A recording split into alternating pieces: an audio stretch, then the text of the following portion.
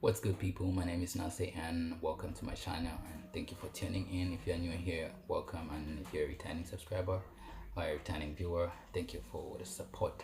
So without wasting much of your time in this video, I want to share with you guys uh, your first lesson in FL Studio, or how you can get started in FL Studio. This is pretty much a walkthrough on how you can understand FL Studio easily so that you don't have issues when it comes to navigating the software or the door. So the first thing, uh, when you just open FL Studio, this will be the first view. When you just open an empty project, this is what you should see. Okay, it should be like this when everything is closed. So this is pretty much your workspace, and let's start from here. I want you to take note of this panel here in the corner. So this panel is even called hint panel, just because I'm hovering over it. It's telling you exactly what your cursor is on. So for example, if I go here on the play button, on the hint panel it's showing now play. When I go on the stop button or the record symbol, it highlights everything and shows you exactly what you're pointing at, or whatever that option does or that feature does. It'll give you a hint so that you don't just be pressing or tweaking any knobs. So having that said, you have your file here. It's pretty much your basic options. You can see them when you want to start a new project or new from template. There are a lot of templates in FL Studio that have been organized for you to help you have a quicker workflow. So you have your saving options, you've got your importation and exportation options, and your previous or your recent projects are found here. And there's a lot more things that you can still do. So here on the edit, you have the undo. On the add, you can add a plugin, you can add or open anything. On the patterns, you can check out what you have at the pattern options. Your view, yeah, these are the features that you have on the view options. It gives you just a lot of options that you can choose, so that you can control the way you want your DAW to be operating. On the option, you have the audio settings and other settings, other important settings that will allow you to do certain things in your DAW. Got your tools too and your help. So when you open FL Studio, there's probably two things that you're gonna be doing. That's either editing audios or making beats, right? And when we're talking about making beats, that's just one part of the things that you can do. That's just one part of things that you can do in this software. That's making beats. It's pretty much dedicated to that. But you can also record vocals and also edit them. You can also use this software for vocal editing, various vocal editing. So having that said, when you come here, the way this works, if you're working on a beat, so you need to understand you have the main menus that I call, or the main windows in your workspace. These windows allow you to do certain things. So the first window that I need you to see is the playlist, the playlist window. So when I open the playlist, this is how the playlist window looks like.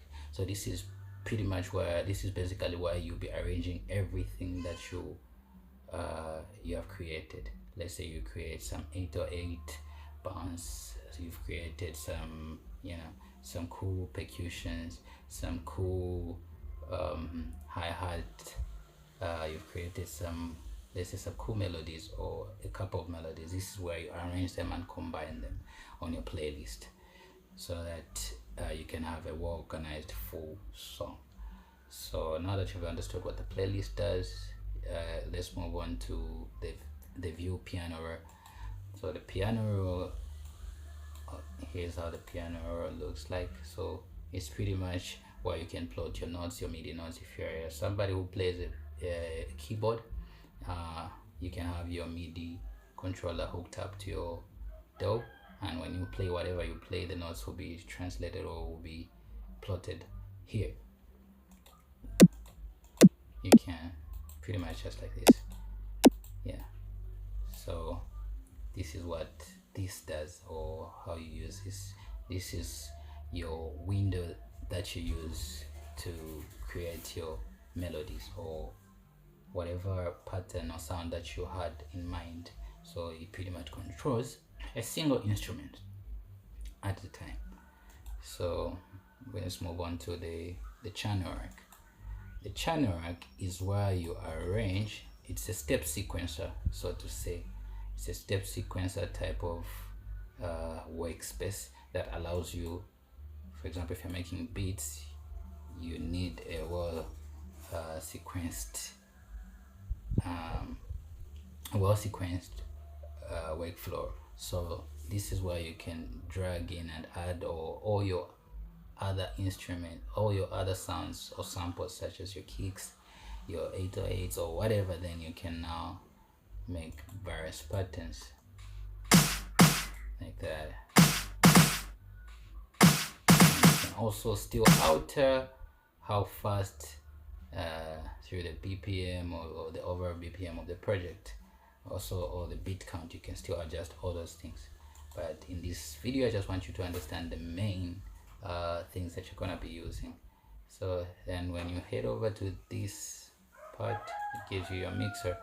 So this is where you're pretty much gonna be sending all the sounds from the playlist to the mixer, so that you can balance them up or effect them either. So this is what the mixer looks like.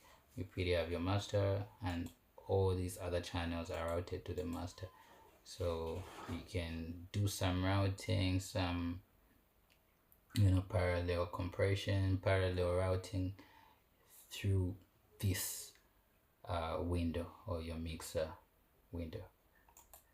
And then this is your browser. So this is pretty much more like your folder browser that allows you to access the files or the samples that you have saved on your PC. Let's say the kicks, the claps, or even some other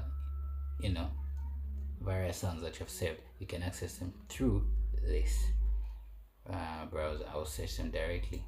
Then you have this here, open project or plugin picker, but you have this here, the open plugin or plugin project picker. So when you open the plugin, when you click, you can open the plugin when you click your right click. You can have the plugins, and you can select any plugin that you would wish to use. If you want a synthesizer, you want the ordinary famous FL keys, you can still do that. So when you come to the pattern section here, it allows you to add a pattern, and this helps you keep your workflow organized. You can separate patterns. For example, the kick pattern, the hi-hat pattern, you can separate them by adding more patterns. So this is pretty much how your DAW works. I hope that you enjoyed this video, and I hope that you learned something today. So peace out.